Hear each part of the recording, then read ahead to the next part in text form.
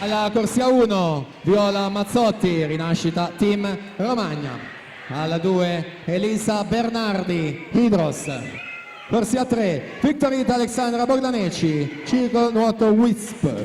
Alla 4 Giulia Arfellini, Rinascita Team Romagna. Alla 5 Cecilia Fantinato, Rarinantes Torino. Alla 6 Lucia Menegaldo, Hydros.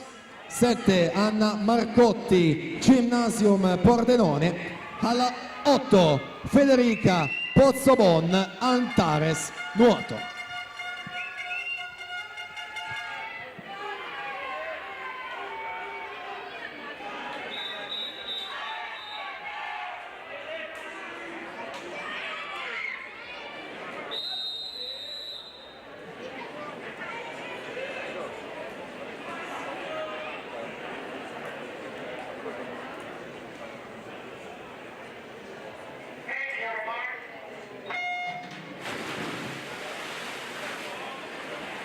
Finale assolute femmine, il record del 2009 di Cristina Maccagnola 59,72.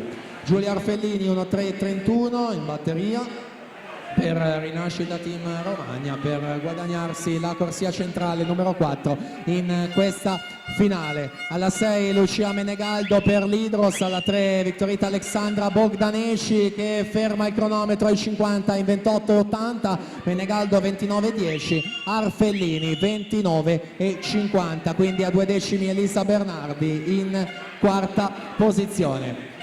Prossima virata è quella dei 75 metri, non cambia la situazione là davanti, dovrebbe essere sempre Bogdaneci, Menegaldo e Arfellini anche al tocco dei 75 metri. Entriamo ormai nelle ultimissime bracciate, quindi la vittoria che va a Victorita Alexandra Bogdaneci, 1-2 netto per lei, quindi Giulia Arfellini 1-2-63 e quindi un centesimo Lucia Menegaldo 1-3-38 e terza su Elisa Bernardi quarta 1-3-39.